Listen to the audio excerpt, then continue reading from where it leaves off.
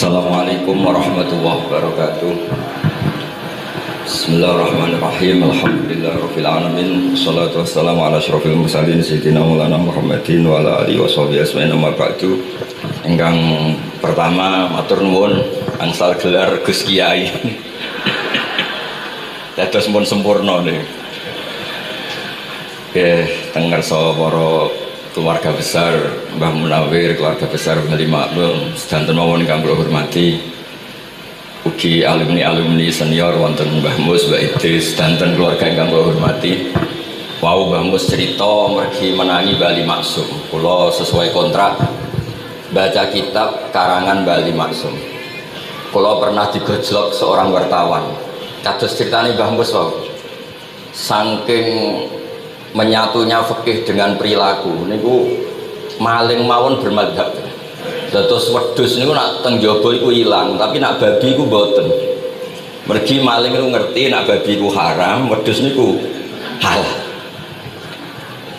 Pas penjaraan teng Jakarta nggih ngoten, wonten tiyang jarah babi. Jangan, ini haram, kambing saja. Jadi saking menyatune pendidikan Islam niku maling mawon tesih gadah madhab.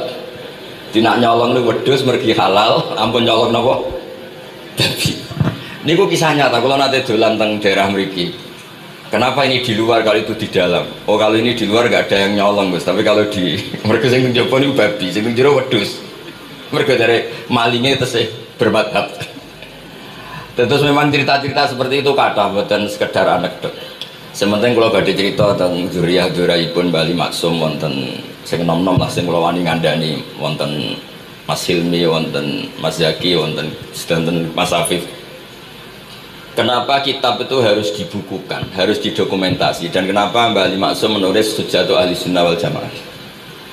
Kula boten niat pamer, kula niki pembaca Al-Ibris, pembaca Al-Iqlil, pembaca risalahnya Bali Maksum Hujjatu Ahli Sunnah wal Jamaah. Saya juga baca buku-buku karangan orang-orang dulu, terutama tiang Indonesia. Karena Mbah Mun sering pesen wa ma arsalna mir rasulin illa bilisani qaumi. Jadi orang itu jadi rasul itu pasti dengan gaya atau budaya masyarakatnya. Termasuk wong desa niku hormat tamu. Nah ning kota niku bentuk hormatnya beda. Mulane wonten kiai desa muni fal yukrim jaro iku nak ketemu tonggo takok, nak ora takok sombong. Nak kiai kota walian, nak ketemu tonggo aja takok, iku ganggu privasine wong. Dados makna ikram tetep, tapi implementasinya bilisani qaumi. Orang kota itu kalau sering ditanya itu mesti protes karena privasinya terganggu. Tapi kalau di kampung itu suka ditanya karena itu dianggap keramahan. Makanya kula niku termasuk orang yang jarang bertamu. Mergi kula gadah trauma kalian kakakipun Gus Yofur Gus Kamil. Beliau berkeyakinan silaturahim usai dolani alumni bareng didolani assalamualaikum matur nuwun Gus rawuh niku alumni niku ilang awan-awan mergo kepengin hormat nyembelih ayame jek dolanan pitik ku teng desa kan pacare kuatas golekane angel bar salam niku ilang sampai sak jam balik runtusan pitike mboten kecekel akhir ngapunten Gus mboten saged hormat ngapunten mboten saged hormat. Itu bukti bahwa implementasi syariat Rasulullah itu juga harus dipikir. Ojo pepe seneng silaturahim santri alumni melarat kerja teng pabrik jam 09.00 didolani. Akhirnya mikir sitok kiaiku, sitok bosku. Nak hormat kiaiku diamuk bosku, nak hormat bosku gak hormat kiaiku. Hal-hal seperti ini kemudian melahirkan satu kearifan setiap kiai di era masing-masing. Terus kula mboten berargumentasi membela diri niku mboten, tapi memang Bapak kula kesaksiane Mbah Mus, beliau teman bapak kula niku seneng silaturahim. Teriyen bapak sering dawuh teng kula. Sok kowe ya ora kaya aku. Mbah Mun sering dawuh teng kula, kowe ya aja kaya aku, wong beda zaman. Karena tadi dolan ning santri sing mboten enten, assalamualaikum terus ilang ngejar pitik awan-awan. Pitike nggih macam-macam kegiatane pitik. Intine mboten kecekel. Kemudian niki teng kanca-kanca teng adik-adik sing hafid, sing hamalatil Quran. Kalau pesen belajar niku belajar sisi belajar itu harus cari sisi ekstrimnya. Kalau bolak-balik matur di berbagai kesempatan. Wow, kekhawatiran Mbah Mus kalau ada orang hanya kembali ke Quran itu memang bahaya sekali. Bayangkan kalau ada orang misalnya hanya mengharamkan al-jam'u bainal ukhtain, karena itu yang disebut Quran wa antasma'u bainal ukhtain. Jadi yang haram itu menikahi kakak dan adiknya, adik dan kakaknya sekaligus. Di situ tidak ada penjelasan perempuan dan budenya, perempuan dan mbahnya. Kemudian zaman Nabi Sugeng hanya ditambahi wala bainal mar'ati wa ammatiha, wala bainal mar'ati wa kholatiha. Dan tidak boleh menikahi perempuan pesbuliknya atau budenya. Nabi sempat melarang. Karena kalau sebagai lelaki ini cek masuk lah. Misalnya bojone jenengan umur 17 tahun, bulike umur selawe 17 cek mungkin masuk lah dalam definisi biologis itu masih masuk. Dan Nabi tidak pernah menambahkan wala binal marati wajat tatiha. Karena kalau istri kita umur 20, banyak mungkin umur 70. Itu kira-kira nggak usah dilarang ya orang kepikiran. Jadi orang kepikiran ya rodok sabreng. Nah, kemudian kalau hanya kembali ke Quran, nanti kita hanya mengharamkan al-jam'u bainal ukhtain, karena itu yang disebut Al-Quran. Wa antasma'u bainal ukhtain. Lalu lahirlah pakar-pakar balaghah. Itu disebut min itlaqil ba'di wa iradatil kul, yang disebut ukhtain tapi maknanya bainal mar'ataini sing bainahuma ada mahram atau ada mahramiyah. Antasma'u al mar'ataini sing bainahuma mahramiyatun. Jadi barokahnya ngaji sama ulama itu kita tahu duduk perkaranya. Ini lafadz yang mewakili atau lafadz yang sebenarnya atau lafadz yang simbolis. Lafadz simbolis itu saking mantelnya Allah. Itu kalau ada orang salah itu disebut wa ja'ala minhumul qiradata wal khanazira wa abadat tauhid. Jadi kalau misalnya dalam penelitian tidak pernah ada orang yang dirubah Allah menjadi kera, menjadi babi, itu kita masih bisa menganalisis itu saking ibaratun an ghadabillah, atau diistilahkan balaghah ini tasbih yang balik sehingga ada tuh tasbih dibuang. Jadi kalau orang Arab senang seseorang masih bilang zaidun kal bakhri, tapi kalau senang banget bilang zaidun bakhrun. Kalau gantengnya belum ganteng banget masih dibilang zaidun kal badri, tapi kalau sudah ganteng banget kayak Rasulullah SAW disebut anta samsun anta badrun, kaf taswihnya dibuang, dan itu ablaq lebih balik. Jadi PR kita sebagai ahli Quran ini adik-adik itu tidak selesai, utamanya ya implementasi keseharian kita sebagai panutan lah, kalau boleh GR sebagai panutan. Kalau itu tenaruan gitu yang jangkar pulau ke kata, karena ya saya ada pernah Pak D balik pulau gitu tiap hari ya teng Tegal ya, malam pun terencanakan ambek uzlah. Jadi kalau ini mau matur Gus Afif niki kontrak kula pun bar kita Bali ben diwaca putu-putune kok enak ngongkon wong liya terus ngengken tiyang ngeten iki ya rada masalah saja.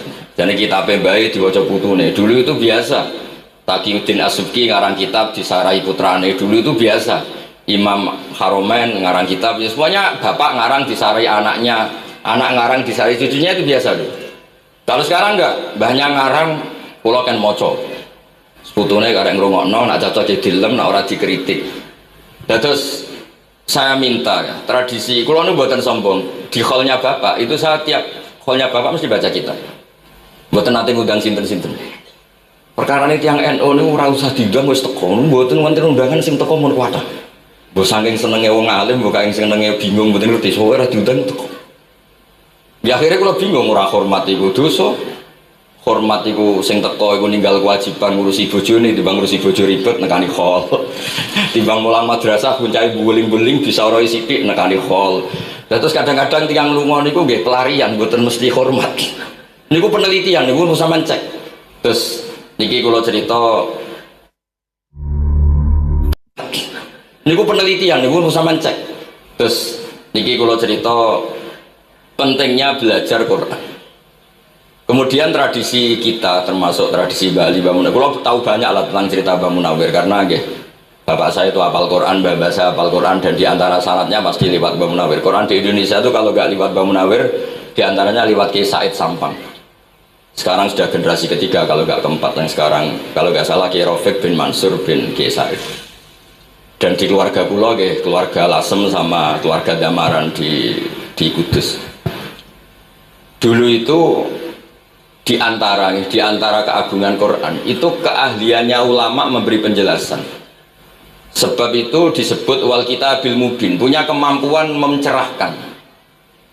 Kalau memberi analogi, kalau kita belajar Ihya, itu hal yang tidak masuk akal itu menjadi masuk akal. Misalnya begini, orang tuh kalau dirasani itu harusnya seneng, karena itu app kamu dibuka dan kamu menjadi tahu.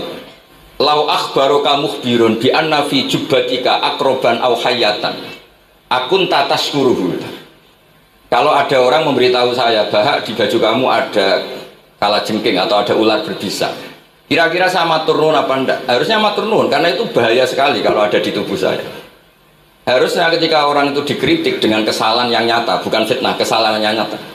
Kesalahan Anda itu lebih mudir fi dunya wa akhiratik. Kesalahan Anda itu bahaya sekali di dunia dan akhirat. Sekarang kamu menjadi tahu karena dikasih tahu. Harusnya matur nuwun sama yang ngasih tahu. Kama anna huzati lau akhbaruka mukhbirun fi anna fi jubbatika hayatan akroban akun tataskuru. Pasti kita terima kasih. Tapi kita sebagai hafid Quran kalau disuruh belajar fikih, wong aku mondok kon ngapal lo kok belajar fikih. Kadang-kadang malah saking kaconya itu, aku wong Quran, aku wong kitab. Memangnya kitab juga konti nak boten nggih Quran. Jadi masalah-masalah yang saya sering dikelui beberapa kiai termasuk Gus Kafabi Lirboyo pernah cerita, saking nggak pernah ngajinya, ada orang takut mutah karena hamil pas sholat ngunyah permen. Nggak tahu kalau itu membatalkan apa? Sholat. Jadi banyak cerita-cerita nyun sewu tanpa ingin tangkis merendahkan hafidh-hafidhah kita, hamalatul Quran, hamilat ini ada masalah fiqhiyah keseharian. Kalau dulu itu udah ada. Kunna nata'allamul Quran, kunna utinal iman qoblal Quran. Kita ini dikasih iman dulu baru dikasih Quran, sehingga iman kita mantap. Baru belajar Quran, fana ta'allamuha asro'aya. Dulu kalau istilahkan Quran memang pakai dhamir mu'annas karena artinya ayat. Terus dan kita tidak beralih hatta nata'allama halalaha wa haromaha. Dan kita tidak beralih sebelum tahu halalnya mana, haramnya mana.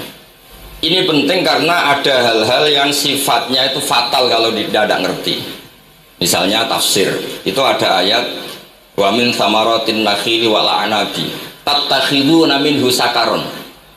Ketika khomer belum diharamkan, itu masih Allah imtinan itu menyebut nikmat. Di antara nikmat itu disebut tattakhiduna minhu sakaron. Kamu itu kalau punya buah anggur bisa agak-agak ngefly, dan itu bisa melupakan problem Anda. Kemudian ketika perang, itu orang Islam itu sadar, yang orang kafir itu agak sakau, agak sakaron. Kalah dia pede, yang orang Islam nggak pede karena sadar. Akhirnya masih ada jawaban kul fihi ma itsmun kabir wa manafi'u linnas, termasuk terus kendel. Akhirnya ya sama-sama agak ngefly, sebagian ya tidak semuanya. Sehingga haramnya khomer itu sampai 3 kali periode.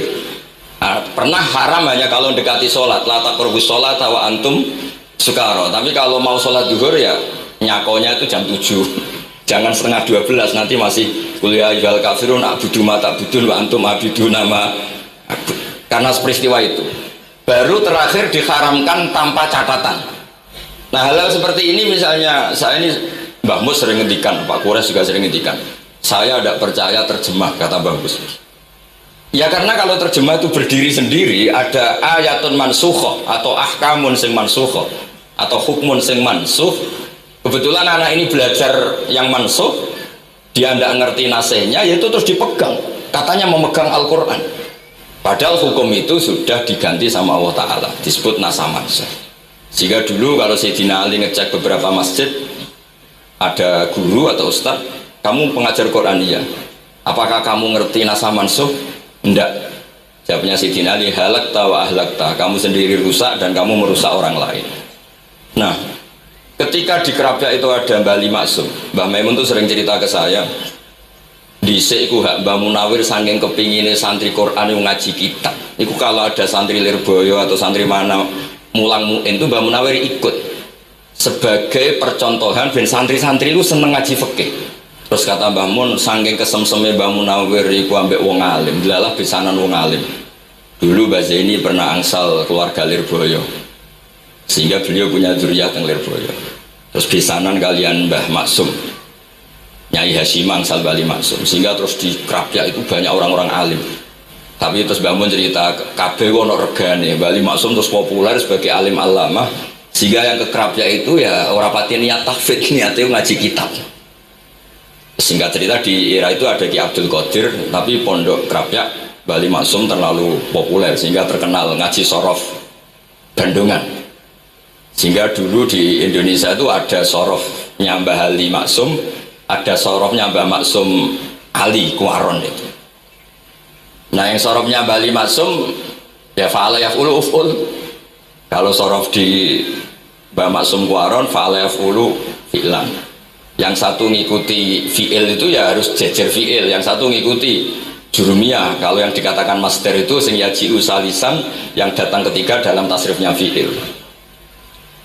Sebab itu terus tradisi sorof tadi yang dalam apa itu latihan munakosah tadi diteskan anak-anak itu memang penting, karena kalau kita nanti belajar sab'ah, sorof itu segala-galanya. Misalnya qiraatun Nafi' itu bacanya fala yuhzinka qauluhum, karena beliau berkesimpulan kalau khazana yahzunu husnan itu susah, bukan menyusahkan. Yang makna menyusahkan itu af'ala yuf'ilu ifalan, sehingga qiraat apa ya antara fala yuhzinka qauluhum sama fala yuhzinka qauluhum. Tapi Imam Asim cara berpikir secara riwayat, tentu qiraah itu sunnatun muttaba'ah. Banyak lafadz yang sudah seperti itu sudah mutaaddi, kayak kota layak tulu kotlan itu kota lahu, bukan akta lahu. Sehingga beliau menganggap khazanah yahzunu sudah mutaaddi binafsi, jadi nggak perlu dibaca fala yuhzinka qauluhum, cukup dibaca fala yuhzinka qauluhum. Dan saya berkali-kali matur teman-teman yang mengkaji Quran, kafa'ah fu'ukuf'an itu bacaannya Imam Nafi', karena memang yang maknanya mukafa'ah itu mahmuslam. Tapi orang Quraisy itu nggak suka hamzah, sehingga ditakhfif menjadi kafa'ah yakfa'ukufuan, meskipun mereka tahu kalau itu mahmuslam. Nah Imam Asim di beberapa bentuk fi'il itu masih memahmuskan. Misalnya Allahu yastahzi'u bihim, di isim fa'il juga mustahzi'un. Tapi kalau masdar beliau bacanya huzuan, kufuan. Padahal di fi'ilnya bukan nabiun, tapi nabi ibadi ani anal ghafurur rahim. Tapi di nabiun jadi nabiun, harusnya akan nabiun. Fa innan nabiyya man naba'anillah. Dikatakan nabi itu orang yang menceritakan ketentuan Allah. Harusnya nabiun. Jika qiraatun Nafi' ya tetap wan nabiin, ya ayyuhan nabiu. Nah, berkahnya Mbah Munawir orang terus menjadi tahu qiraat apa. Dan berkahnya Mbah Ali kemudian orang tahu duduk perkaranya kalau nabiun dari nabiun bimakna man akhbaru anillah. Dan terus berkahnya wow, kalau saya boleh GR berkah Gus Wafur kula berkah ngeten-ngeten iki duka Kiai Peres napa Kiai Media mboten roh. Berkah ini terus kula ngomong terus. Saya tidak khawatir salah, bukan karena saya maksum ndak. Wong Islam pun pinter. Nak bener minallah, nak salah kok Gus Bah. Jadi kula niku madlum. Jadi penak wong Islam niku penak. Kula nu sering tahajud nak donga ya Allah, kula niku pede mawon nerangno Quran. Mergo tiyang Islam pun sae. Nak bener jari jenengan, nak salah kula. Lah nak kula sing salah nggih sederhana mawon. Kula abdun, kula kawula, kula nak donga nggih Rabbana dzalamna anfusana. Sebelum disalahkan orang juga saya sudah merasa salah. Wa akharuna atarafu bi dzunubihim khalatu amalan shalihah wa akharuna wa sayya. Mulane kula suwun kangkang mbak-mbak sing khatam Quran pede mawon. Bahwa yang Anda lakukan menghafal Quran itu sudah benar, meskipun Anda tidak sempurna. Misalnya Anda tidak faham, Anda tidak bisa melakukan hifdzu kalil Quran huwa al hifdzullah. Kamu menghafalkan Quran itu sudah menjaga lafaz-lafaz Quran, sehingga lafaz Quran tetap mutawatir, lafaz Quran tetap ma'ruf, tetap masyhur, sehingga ketika ada yang memasukkan Quran konangan. Tapi kalau yang hafidz sedikit lam yablugh adadat tawatur, takutnya kalau ada yang menyalah, ada yang apa itu tidak diketahui. Di barokahnya hamalatul Quran sing aksar wa aksar itu kita terjaga. Nah itu yang dimaksud Mbah Mus, Quran itu harus jadi budaya. Ning desa iku wong ra salat telat, dengar ada warung ayamnya tiren nggak disembelih itu tidak mau makan, haram. Padahal dia ra salat itu lebih dari haram. Tapi itu nggak mau makan ayam tiren, nggak salat disuruh makan babi ya nggak mau, haram. Sampai tadi yang nyolong saja milih wedhus bukan melkan babi, karena babi itu haram. Dan saya pernah digojlok sama wartawan, Pak Fahad, wah fikih Indonesia itu hebat, sampai maling saja masih pakai fikih gitu. Jadi kalau nyolong itu milih yang halal bukan yang haram. Niku bentuk hormat kula teng keluarga Mbah Ali, bentuk hormat kula teng Mbah Mus teng sedanten keluarga niki kula badhe maos kitabipun Mbah Ali. Kula pancen pengagum kitab-kitab yang dikarang orang Indonesia. Mereka kita anggap niku lebih aplikatif lah karena dikarang orang yang trauma dengan Indonesia. Kemudian setelah trauma ingin membenahi Indonesia. Misalnya jenengan ngertos sesajen, mbok haramno iku tradisi, mbok barno iku sawangane kok dekati sirik ning pinggir wit gede. Akhirnya dimodifikasi wis mangan-mangan kumpul-kumpul tapi tahlilan.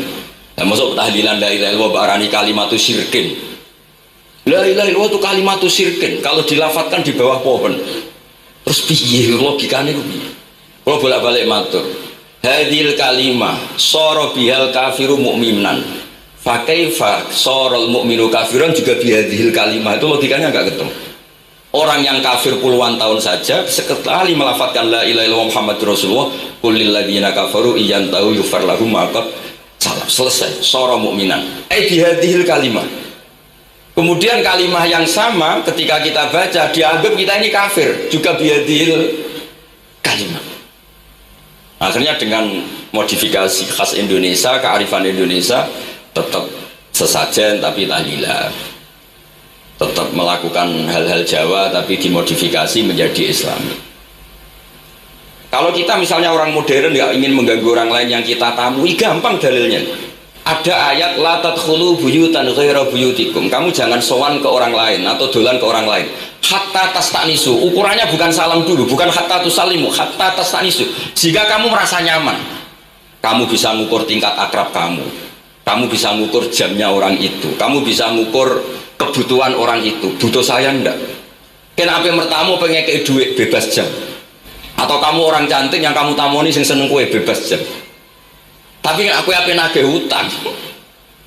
Mertamu orang yang kamu tagih itu mesti kamu dianggap problem. Atau mertamu orang yang enggak akrab di jam istirahat, tentu kita dianggap problem. Makanya ukurannya Quran tuh hatta tastanisu. Kamu merasa nyaman. Istinas itu nyaman, enjoy. Kayak saya dolan di Gusofur kan akrab mulai kecil teman saya. Mungkin bisa ngabaikan jam. Tapi kalau saya dolan di kiai yang tidak kenal saya, mungkin kedatangan saya dianggap problem karena di jam tertentu. Saya harus mikir, kayak apa hebatnya Quran ketika bikin aturan la tadkhulu buyutan ghaira buyutikum hatta tastanisu. Setelah nyaman nggak apa-apa waktu salimu, jangan salam dulu. Istinasnya tidak kenal, salamnya geger. Akhirnya banyak kiai kesel. Assalamualaikum pas makan, nggak dijawab. Assalamualaikum. Nah hal-hal seperti itu harus santri-santri ini kalau niat ngandani lari-lari, bukan niat ngandani kiai-kiai, harus waqaf fil qalb, harus warrasikhuna fil ilm. Tahu betul kualitas hatta tastanisu. Kamu itu merasa nyaman istinas. Kemudian rasa nyaman ukurannya apa ya? La doror wala diror. Kamu tidak ganggu diri kamu sendiri, juga gak mengganggu orang lain. Imu ala ahliyah. Nah andai kan kita ya tadi Dawe Bahmus, diri kamu sendiri juga agak mengganggu orang lain. Sehingga setelah itu semua baru watu salimu ala ahliyah. Nah andai kan kita ya tadi Dawe Bahmus, kita semua sudah seperti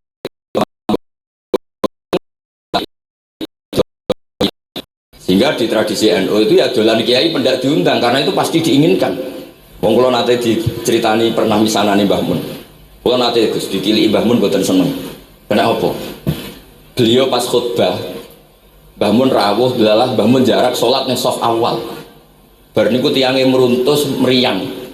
Karena khotib tuh harus naik ke mimbar kudu ngandani takwa usikum wa nafsi bitakwa. Teng isore niku Mbah Mun. Walhasil terus lara terus wan yai. Mbah, nak dolan nggih dikira-kira, ampun pas Jumatan. Semenjak niku Mbah Mun Mbah Sahal nak Jumatan teng mburi. Mbah Sahal itu kalau Jumatan itu sudah komat gelar, beliau keluar dari mobil serenane itu miyos terus sholat terus kundur.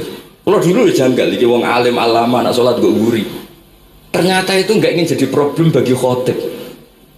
Jangan iso bayangno khutbah dengar pe Mbah Mus terus kula munggah ngeten nyekel tongkat usikum wa nafsi fit taqwa. Terus apa ya akhirnya terus kula niku kan jare wong akeh mbotenan Bu, ora jare wong akeh rada iso ngaji. Kula nak Jumatan niku mburi gara-gara diceritani niku. Ternyata khotibnya cerita kula matur nuwun Gus, pokoke nak pas Jumatan aja ketok. Dianggap musibah, kedatangan kula dianggap musibah. Nah, hal seperti itu ya ukurannya gampang, kata apa? Tastanis. Pun niki kula maos terakhir niki Pak niki Gus Ilmi, Gus niku sing Gus Hafiz pokoke sing waris-waris niki cerita kemarahanipun Bali Maksum ngadepi firqah-firqah kelompok-kelompok sing mboten jelas nih. Oleh ngendikan niku kula masih ingat karena saya khatam kitab ini itu 2 kali. Nggih khatam tenan maksudnya kula sinaoni terus padanan dalil yang beliau sebut tak cari sampai ketemu bener-bener kula cari ya saya ulang lagi dalil padannya kula cari terus emosi-emosi beliau juga tak tulis karena beliau diantara yang diceritakan itu sampai ngendikan wahal bi jununun kata beliau apa saya ini sudah gila ketika saya fatwa misalnya orang nggak boleh ziarah Rasulullah Shallallahu Alaihi Wasallam itu artinya menghalangi orang ketemu nabinya. Makanya bener Bamus tadi ada orang tuh debat wiridan itu sunat atau orang dalilnya piye. Terus ada orang yang provokasi gini kamu dikatakan bid'ah setelah sholat gak wiridan kowe iku ben ora nyebut Allah. Terus kepikiran matur kula wis Agus bar sholat itu pokoknya aku wiridan cek bid'ah cek ora wong kok ora oleh eling Allah wis gak usah dalil-dalilan. Jadi pertama diprovokasi wiridan model ngono iku ora ono sanate, ora ono hadise. Singkat cerita orang ini meninggalkan wiridan. Terus ketemu orang NU yang kebetulan rapati iso ngaji tapi pinter logika. Kowe ora tau wiridan saiki nek bar salat, ora tau, enggak ada hadisnya gini-gini. Kowe iku dibodoni, ben kowe iku ora tau nyebut Allah, ora eling Allah. Muring-muring kan. Akhirnya bangger bar salat wiridan. Mboten dalil-dalilan cara bagus, mboten dalil-dalilan. Lah niki nah cara Mbah Maksum istilahno betapa kaconya orang sing yahulu bainahu wa baina nabi memisahkan orang itu dengan nabinya Muhammad sallallahu alaihi wasallam. Kata Mbah Ali walazima kadzalik ayyakuna ulamaul Islam min awali hadil ummah ila yaumi fi khata'in azim haitsu annahum ya'taqiduna fi kutubihim ad-diniyah al-abwab wal fusul yadhkuruna fiha ziyaratahu sallallahu alaihi wasallam. Kata beliau wa inni bima ahmilu min laqabi kiai amur wa usaddidu fil amri kullu mu'minin ayasudda rohlahu tariklahu ila ziyarati. Jadi beliau sendiri di sini juga dan saya atas nama sudah diberi gelar kiai memberi fatwa begini. Jadi di kitab Sajaratul Ma'arif itu ada babu dzikri rajul manaqiba nafsi. Orang itu kadang harus sombong menyebut kelebihannya sendiri. Kayak Nabi Yusuf ngendikan inni hafizun alim. Nabi Sulaiman juga ngendikan wa utina min kulli syai'. Itu bukan sombong tapi cara beliau untuk memaklumatkan. Saya belum pernah merasa ahli tafsir tapi kan kita khawatir kalau ada tafsir yang cara Bamus tadi kiai produk sendiri. Akhirnya kalau mau tafsir saya pernah ngaji Mbah Maimun, ngaji Bapak, saya baca kitab Al-Ibris, baca Al-Iqlil, baca terjemah Kemenak, baca terjemahnya Pak Kures, baca terjemahnya Imam Sa'rawi, baca banyak lah yang saya baca termasuk membaca kitab-kitab dulu mulai tafsir Tobari, tafsir apa saja yang saya bisa tak baca. Bukan karena saya merasa tahu enggak, tapi kayak apa umat ini kalau dapat ilmu dari orang yang tidak kredibel. Kalau misalnya itu sombong. Nah sekarang dokter gigi juga nulis, dokter gigi, dokter jantung. Itu kalau nggak nulis ya tidak tahu kan barokahnya. Makanya kalau suwon santri-santri misalnya jenengan ahli takrib itu semua untuk rumah. Ahli takrib medium. Spesial bab ibadah. Nanti yang nggak pati pinter ya spesial mandi junub, nggak apa-apa. Yang penting orang tahu kamu keahliannya di mana. Daripada kamu nggak memaklumatkan, kemudian ada orang lain yang nggak pernah ngaji memaklumatkan seakan-akan paling tahu Islam.